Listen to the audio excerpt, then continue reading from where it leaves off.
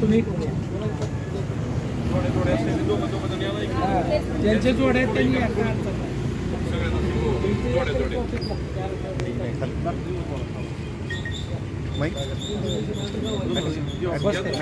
बाकीचे नाही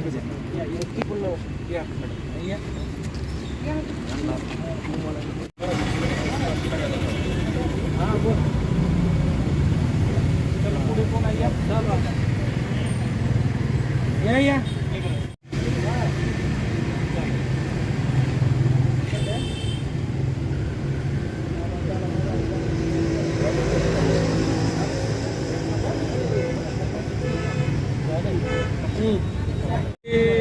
विठ्ठल श्री ज्ञानदेव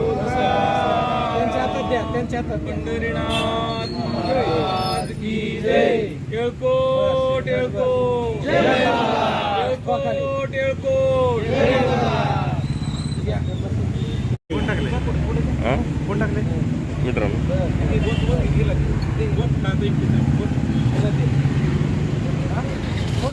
पुंडलिकावर हरी विठ्ठल श्री ज्ञानदेव तुकाराम पंढरीनाथ भगवान की जय.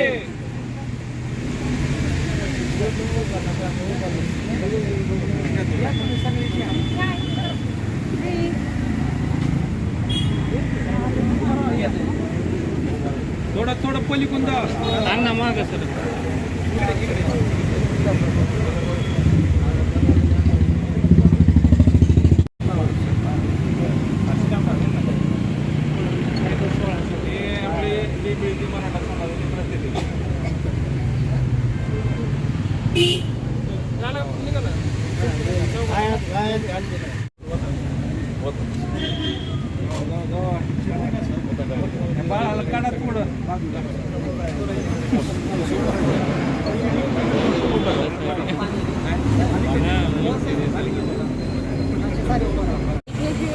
धनगर समाजाची एसटीच्या आरक्षणाच्या संदर्भामध्ये जातीच्या प्रमाणपत्राची अंमलबजावणी करावी ह्या संदर्भामध्ये आपण विठुरायाला अभिषेक केलेला आहे आणि ह्या संदर्भामध्ये आपण असं केलं की सरकारला याबद्दल माहिती मिळावी आणि त्यांना साकडं घालण्यात आलेलं आहे विठुरायाला.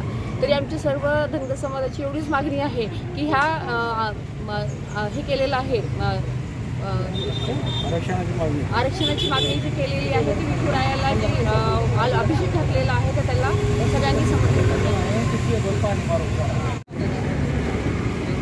धाराशिवच्या जिल्हाधिकारी कार्यालयासमोर आमच्या धनगर समाजातील 4 बांधव 3 दिवस झालं आमरण उपोषणाला बसलेले आहेत आणि 70 वर्षापासून प्रलंबित असलेला हा धनगर समाजाचा जो प्रश्न आहे, घटनेमध्ये डॉक्टर बाबासाहेब आंबेडकरांनी जे आरक्षण दिलेलं आहे त्याची सरकारनं फक्त अंमलबजावणी करणं बाकी आहे आणि प्रत्येक वेळेस सरकार कुठलं तरी सबब सांगून कारण सांगून 2014 पासून आम्हाला टाळण्याचा प्रयत्न करतंय.